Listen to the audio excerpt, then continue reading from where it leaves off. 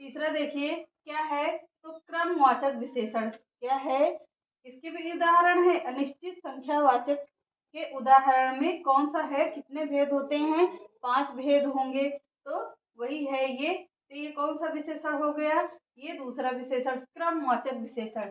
तो क्या है, क्रमवाचक में 2, 1, 2 और 3 क्या चल रहा है, क्रम से चल रहा है।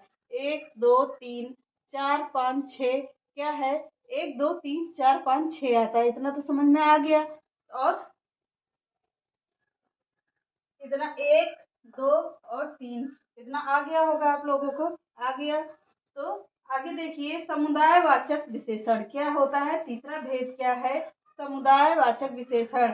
तो वीडियो में आप लोगों को दिख रहा है, बाकी तो हम लोगों को दिख ही रहा है। तो चारों क्या आएगा, चारों, आठों और दसों, चारों आएगा, आठों आएगा और दसों आएगा। तो क्या है, ये समुदाय से चल रहा, समुदायवाचक विशेषण हो गया। अब चौथा क्या होगा, चौथा भेद होगा इसका अनिश्चित का आवृत्तवाचक विशेषण। क्या है, आवृत्तवाचक विशेषण में क्या आएगा, दो गुना, चौगुना, दो गुना और चौगुना क्या होता है, आवृत्तवाचक विशेषण के अंतर्गत होता है। पांचवा देख लीजिए इसका भेद। तो पांचवा भेद कौन सा है, प्रत्येक वाचक विशेषण। तो प्रत्येक में क्या आएगा, हर एक, प्रत्येक क्या आता है, हर एक प्रत्येक आ गया। इतना समझ में आ गया आप लोगों को, तो कमेंट में आप लोग बता दीजिएगा, ना हो तो आप लोग स्क्रीनशॉट ले लीजिए।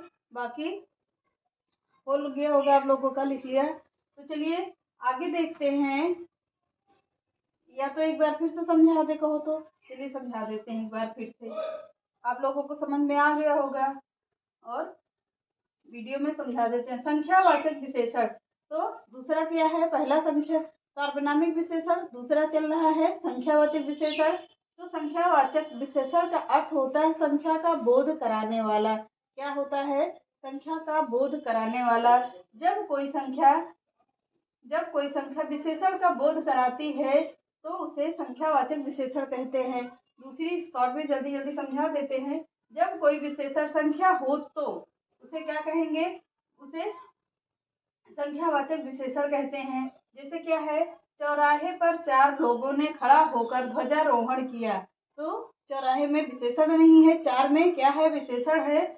आश्रम में 5 लोग, ये दूसरे दूसरी परिभाषा के अंतर्गत ये आएगा, क्या होता है, 5 लोग संख्यावाचक विशेषण में ही हो जाएगा।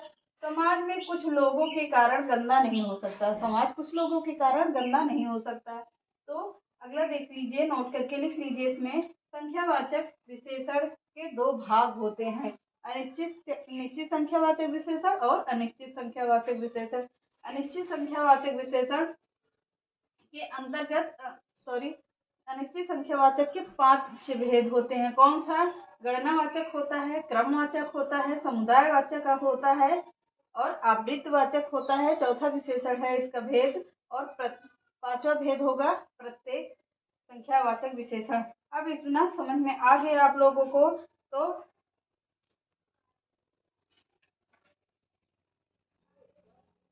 चलिए आज के सेशन को यहीं पर रखते हैं, मिलते हैं नेक्स्ट क्लास में। इतना समझ में आ गया तो चलिए नेक्स्ट क्लास में मिलते हैं। आज कुछ कारणवश थोड़ा वीडियो छोटा करना पड़ रहा है, तो चलिए विस्तार से हम लोग कल पढ़ते हैं। तब तक के लिए बाय बाय। चैनल पसंद आए तो लाइक करिए, सब्सक्राइब करिए और ज़्यादा से ज़्यादा लोगों को शेयर करिए। नमस्कार।